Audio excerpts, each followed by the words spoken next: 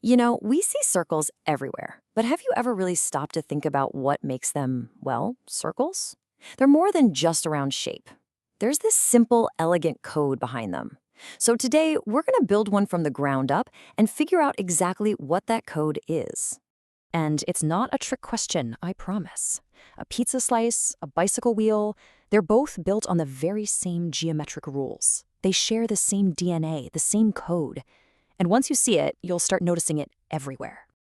All right, so here's our game plan for cracking this code. First, we'll look at the circle's core blueprint. Then, we'll talk about the lines that go across and around it. We'll slice it up, see what happens when lines just touch the outside, and then we'll put it all together to solve a cool little puzzle. Okay, let's dive right in. We're going to start at the very heart of the circle. Because everything, and I mean every single thing we're about to talk about, starts from just one single point and one simple, beautiful rule. All right, here's the official definition, straight from the textbook. Now, it might sound a little wordy, but I want you to zero in on just two things: a fixed point and a constant distance. Seriously, that's it. That's the entire recipe for making any perfect circle. And this visual makes it super clear. See that fixed point? That's the center, labeled right there. And the constant distance? That's the radius, the line that goes from the center to the edge.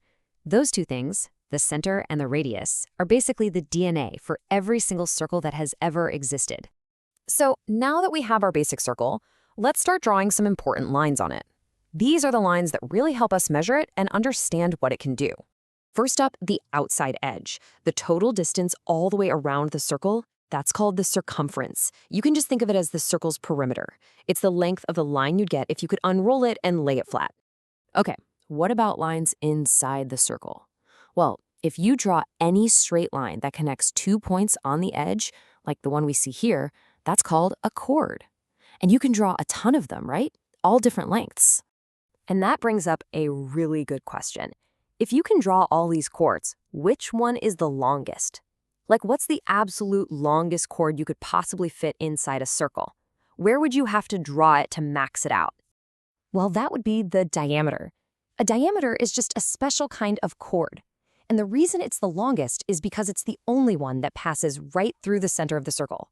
It cuts the circle perfectly in half. And this gives us a super simple but really powerful rule. Since the diameter goes from edge to edge through the center, it's always exactly 2 times the length of the radius. Diameter equals 2 times the radius. Lock that one away. It's one of the most useful rules in all of geometry. All right, we've got our circle, we've got its key lines. Now, let's slice it up. And yep, you guessed it, we're going right back to our friend, the pizza. So any little piece of the outside edge, the circumference, is called an arc.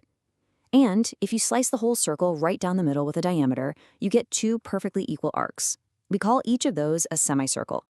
Now, this is where we clear up 2 words that people mix up all the time: sector and segment. It's easy though. A sector is the whole pizza slice, right? The pointy bit at the center, the 2 straight edges, and the crust. A segment, on the other hand, is just the part cut off by a chord. So think of it like just the crust part of your slice. And looking at this visual really makes it click. You see how the sector is formed by 2 radii that meet at the center? It includes that center point. The segment, though, is just cut off by that straight chord. So yeah, it's literally the difference between the whole slice and just the crust. Simple, right? So we've covered lines inside the circle, but what about a line on the outside that just kind of kisses the edge? That, my friends, is a tangent. It's a line that touches the circle at exactly 1 single point. No more, no less. And we call that spot the point of contact. Because think about it, if it hit 2 points, it would be a chord, right? And if it hit 0 points, well, it would just miss the circle completely. And here is the absolute key rule you need to know about tangents. It's a game changer. The radius that goes from the center to that point of contact, it always hits the tangent line at a perfect 90-degree angle. It's always perpendicular. This one little fact is the secret to solving so many geometry puzzles. Okay, we've got all our pieces now, right? The blueprint, the key lines, how to slice it up, how to touch it from the outside. Let's put this new toolkit of ours to the test and solve a real problem.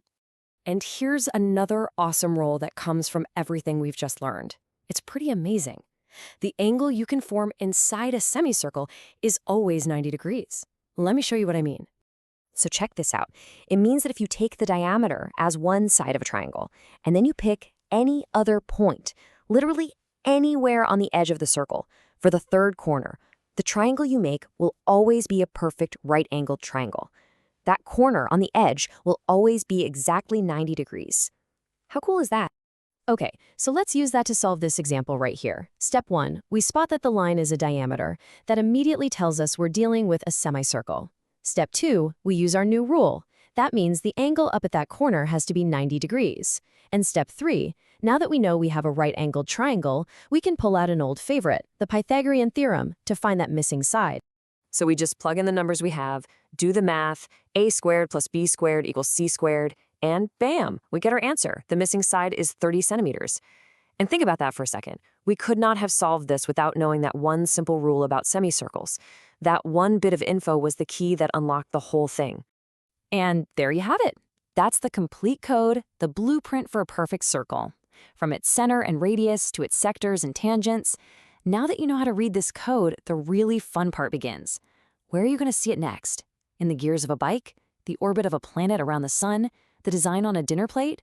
Seriously, these patterns are everywhere. Thanks for digging into this with me.